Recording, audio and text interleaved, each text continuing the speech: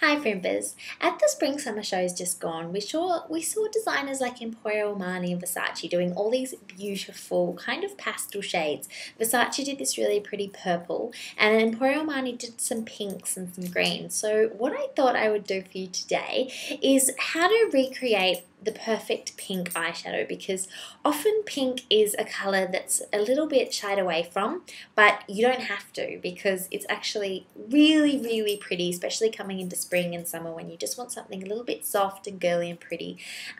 So I've already prepped my face with foundation and a little bit of bronzer. I think when you're going to be going for any kind of a pastel shade on your eyes, it just around this time of year, maybe in winter you can get away with a little bit more, but I think definitely in spring and summer you want to have a glow to your skin. So I popped some bronzer on as well, and just a little bit of brown eyeliner, just so that it's not naked under there, just a little bit on my lower lash line and on the upper as well. So I'm going to go ahead and I'm using the CoverGirl eye enhancers, and this shade is Blossom, so it's all these really beautiful pinks and purples. There you go. So what I'm going to do is I'm going to start here by using this kind of neutral shade and just applying that all over my eyelid.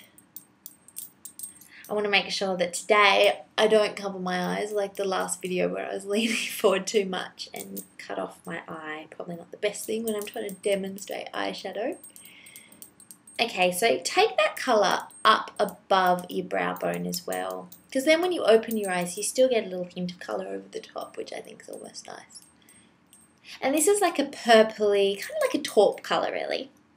Okay, next I'm going to get the lighter pink here and just apply that to the inner section of my eye, so the inner corners, just like that.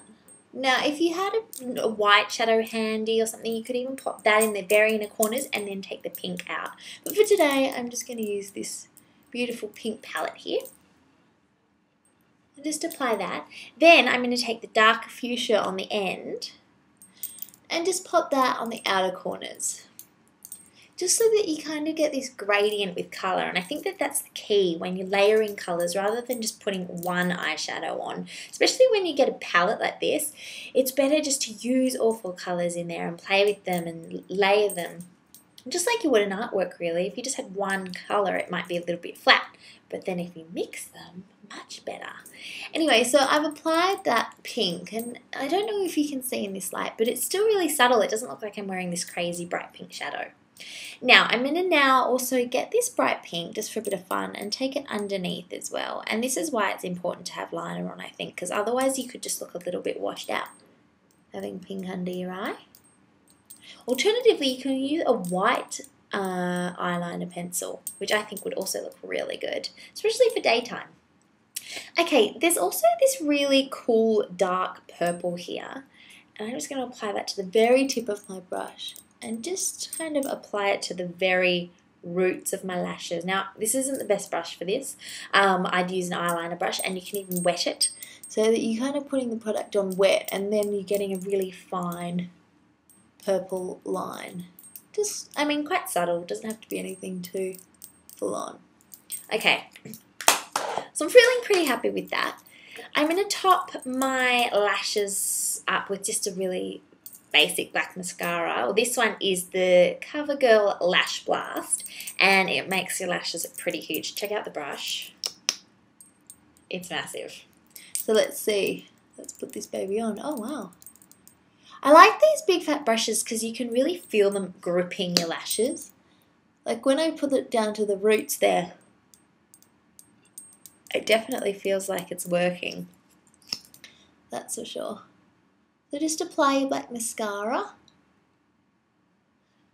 and then to finish off this look, I'm just going to put on a really, actually I'm going to use the Outlast lip stain that I talked about the other day, just a little bit of that onto my lips, just because it's fun to have, this is a bit more of a vibrant colour, but because I don't want to go all out, I'm then going to apply the CoverGirl Wet Slicks.